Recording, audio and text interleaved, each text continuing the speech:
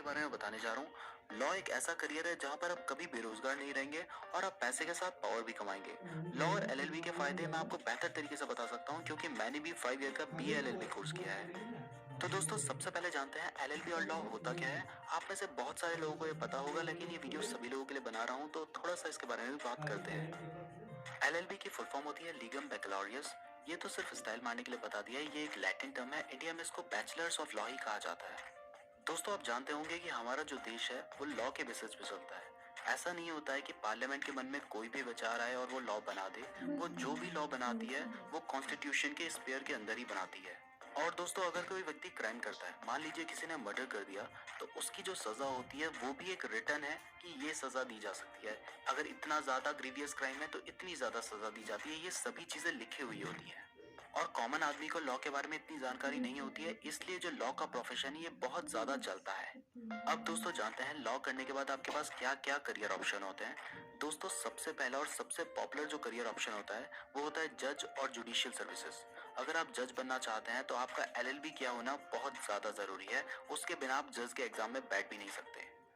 दूसरा career option दोस्तों ये है कि आप गवर्नमेंट एडवोकेट भी बन सकते हैं। हर गवर्नमेंट डिपार्टमेंट के अपने एडवोकेट होते हैं और उनकी सैलरी भी बहुत हाई होती है, उनका काम भी बहुत फिक्स्ड होता है, तो ये भी आप कर सकते हैं। तीसरा दोस्तों हर प्राइवेट कंपनी का अपना एक लीगल डिपार्टमेंट होता है और उसमें बहुत हाई पैकेज पर एडवोकेट्स को अपॉइंट किया जाता है। चौथा दोस्तों लीगल फर्म्स और बैंक्स में भी लॉयर्स की बहुत डिमांड होती है। हर बैंक का अपना एक एडवोकेट होता है जो उससे रिलेटेड अफेयर्स को मैनेज करता है, जैसे कि चेक बाउंस जो हो जाता है या फिर जो लोन से रिलेटेड मैटर्स होते हैं उसको वो एडवोकेट मैनेज करता है।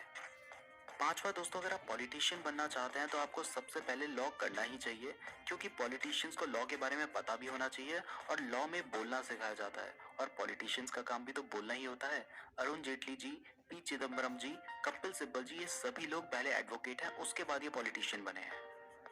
छठा दोस्तों आप खुद एक एडवोकेट हैं। अगर आप कोई जॉब नहीं भी करना चाहते हैं तो आप खुद केसेस लड़ सकते हैं। उसके लिए आपको बार काउंसिल में एनरोल होना होगा। उसके लिए एक एग्जाम होता है जो कि एक ओपन बुक एग्जाम होता है। उस एग्जाम में आपको बुक ले जाने दिया जाता है, क्योंकि लॉ जो होता है वो बहुत वास्ट है और उसमें बहुत सारे लॉज हैं और कोर्ट पे भी तो आप बुक्स ले जा सकते हो ना।